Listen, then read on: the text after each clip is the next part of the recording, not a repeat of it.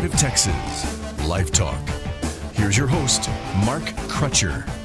Welcome to LifeTalk for February 2009. I'm Mark Crutcher, and with me are Cherie Johnson, Troy Newman, and Johnny Hunter. Later in the program, Father Frank and Janet Moreno, of course, will be here with Gospel of Life. And normally this time, as you know, we go to Alan Ackles with the news, but unfortunately, Alan called me last night. They had a death in his family, and he was not able to make it today. Anyway, we can kind of go over some of the stories here that Alan would have gone over.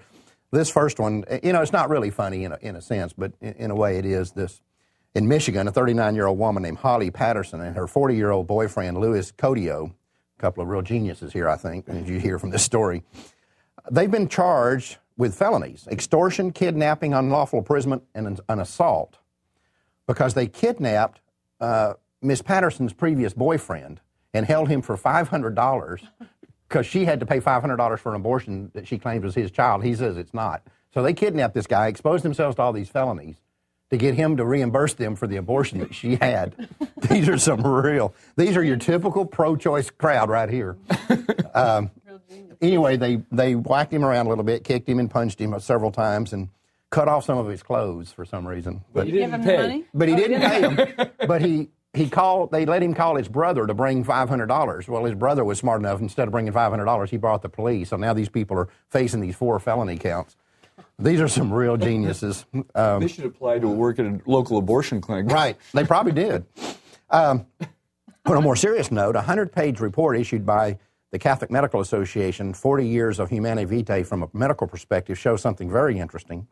They say the pill is having devastating effects on the environment around the world and is causing a spike in the rate of male infertility. And they said that the pill filters through women's bodies without filtering out all the poisons or whatever, and then the urine goes into the ground, right, gets into the water system.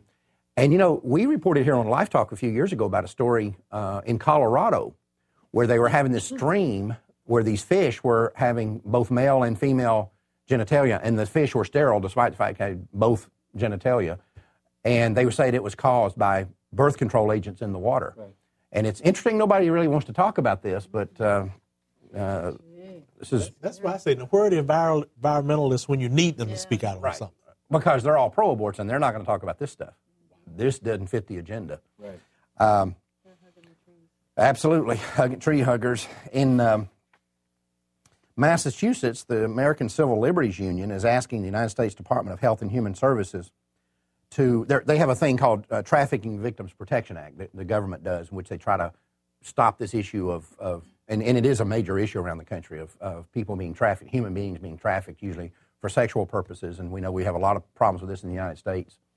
The government's trying to do something about it. ACLU is threatening lawsuits against them because one of the groups that helps with this is the U.S. Conference of Catholic Bishops, and they don't refer for abortion or for contraception.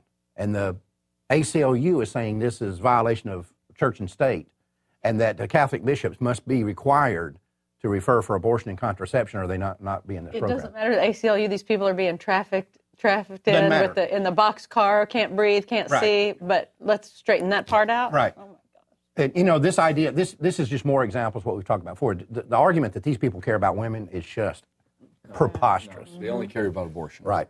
And by the way, there's also been numerous reports among women who've been in these situations that they were forced to have abortions by these agencies that helped them against their will. Mm-hmm. ACLU's not saying a word about Where's that. The pro-choice people? Right. ACLU's not saying a word about that. This is a pretty grisly story. I really, it's one of these things that's hard to know what to think about, but we've probably all heard about this new procedure now where they're giving people face transplants, not so they'll be better looking or something. Don't get the idea, Johnny, that you can go, get a better looking face. But this is for people who've either been injured or have some sort of disease and it's a real low success rate surgery. There's a story about a woman here in the United States going to have this procedure, and literally this poor lady has no face. Her whole face is gone, and they're going to transplant a face from another person who's died. And she can't see, she can't hear, she can't smell, she can't talk, she can't eat, she hasn't been fed. And, it's a dire situation, and you have this Dr. Arthur Kaplan, who's a bioethicist at University of Pennsylvania, saying that it's unethical to do this surgery if they don't tell the woman up front that one of her options is that they'll lethally inject her if the surgery is not successful. And for death? Yeah, they'll kill her. They're saying he says it's unethical to do this surgery without offering this woman the option that, like if you're her doctor and it's not going well or it's not going to be successful, that we'll just lethally inject you so that you'll be dead. It's called the oops factor, I guess. And obviously it's the kind of slippery slope thing that you get into when you get into these sort of situations.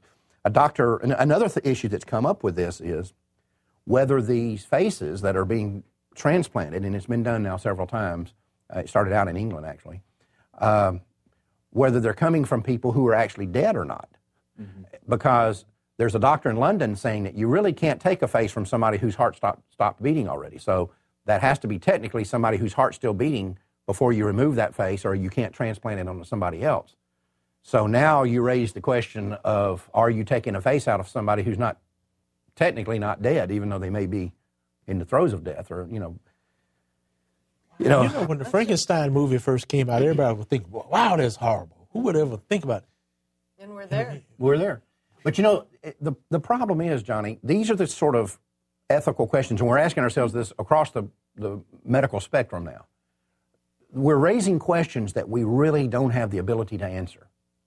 You know what I'm saying? It's really and that's what we're doing across the board. And I'm telling you, people can think we're crazy all they want to. It all goes back to abortion, because once you legalize abortion, then all of these other things will look at abortion as kind of the guiding light, the light tower for standard. And if you can kill living human beings, which everyone now concedes that they will, even the pro-aborts will tell you that, it's taking the life of a living human being. But it's their right. But it's their right to do it because it creates a bigger good. And harvest their parts. And, harvest the baby parts. Everything that goes along with that. Right. And why can't you transplant a face?